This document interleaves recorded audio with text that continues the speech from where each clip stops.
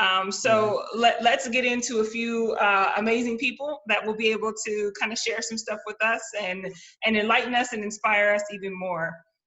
So first up will be Betsy Scholz. So she's in her 8th year as a school social worker at Muir Elementary. She's got some fans. I'm seeing it. I went to Muir myself, so did my daughter. So we're fans of Muir. Betsy's doing her thing there. She also an MSD student, K through 12. So she supports Muir as their positive behavior coach, and she's also co-lead of the Support and Solidarity Network. So Betsy, if you're on, I will hand the mic over to you. Thank you, Opal. So as Opal said, my name is Betsy Scholz. I'm the school social worker at Muir Elementary, and I'm also a co-lead facilitator for the Support and Solidarity Network. So throughout the pandemic, the rallying cry in education was that we could and should think about the pandemic as an opportunity to call out and upend the racist systems in schools that have been designed to disadvantage kids of color, kind of do a reset. Historically, changes can come somewhat slowly to an organization, like an urban school district.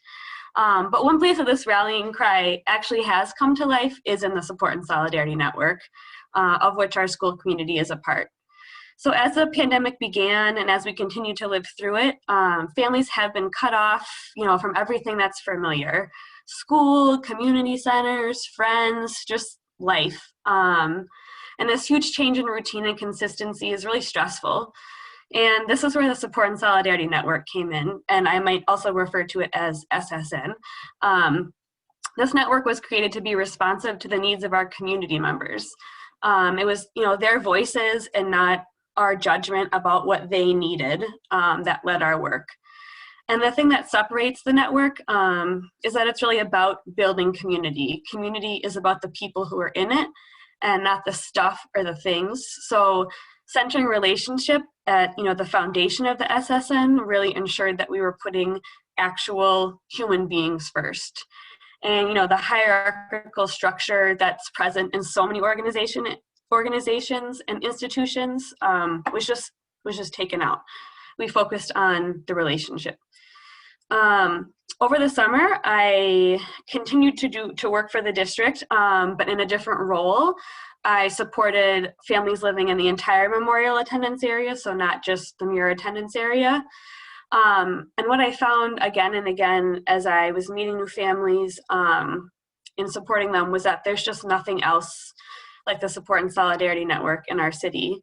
Navigating even just one system, like the housing system in our community, for a family that's already stressed about day-to-day life is really overwhelming.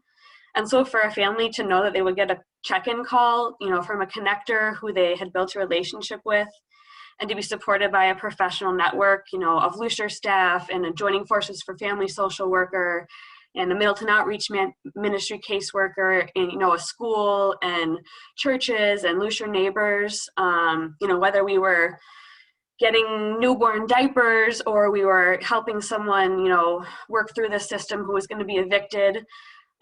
It's just building this network allowed us to cut through all that red tape and the bureaucracy that keeps so many families locked out of the resources in our community. And so our aim with the network was to make lasting connections to the center, and that families became a part of the center, and we're all better for knowing each other. This school year, about 55 Muir students are attending the Lucier Center's daytime programming that supports MMSD's virtual learning. And for many of the kids in program, being able to participate is the difference between engaging in virtual learning or not. Our society isn't set up in a way that supports equitable virtual learning, and so having the center, a place with people that families know and trust, step in is invaluable not only to our kids' well-being, but their families too. The program runs Monday through Thursday, and I can say that as the official point of contact, attendance point of contact for Muir, we do see a big drop in engagement, whether it's coming to live Zooms or turning in work on Friday when there isn't program. So, it's not just making a difference, it's making the difference right now. But before I end, I want to share a story, and I have permission from the family to share. So a longtime Lucia and Muir family moved out of the Muir attendance area recently, and they were denied an internal transfer for their kids to be able to stay at Muir, which is another systemic failure that disproportionately impacts our kids of color who are more likely to be mobile. So it was really tough on the family. We'd known their kids since kindergarten, and the oldest one is in middle school now. And so we had spent a lot of time together just, building that trust and just, being with each other. And so fortunately, the kids were still able to participate in programming at the center, during virtual learning. And so that consistency for them was huge. That really eased the transition. But soon Mom found out that she was going to be evicted, and the sheriff was at her door, locking up the house with all her stuff inside. Mom called me right away, even though she wasn't a Muir family, we're still all family. She called in a panic, were they going to have to sleep in the car?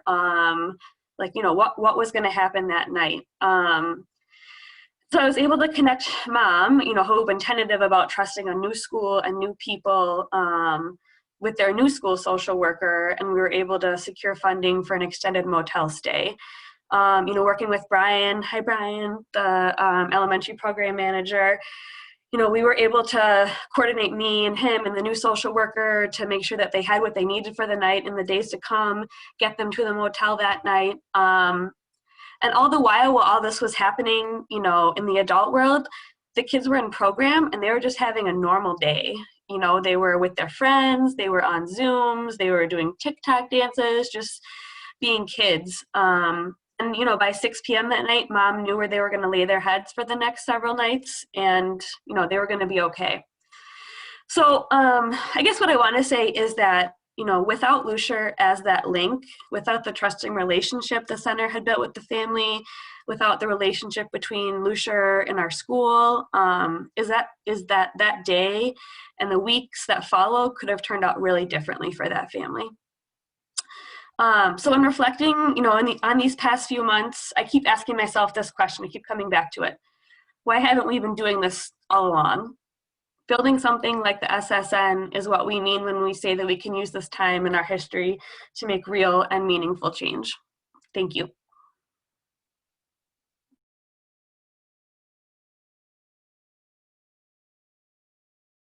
Thank you.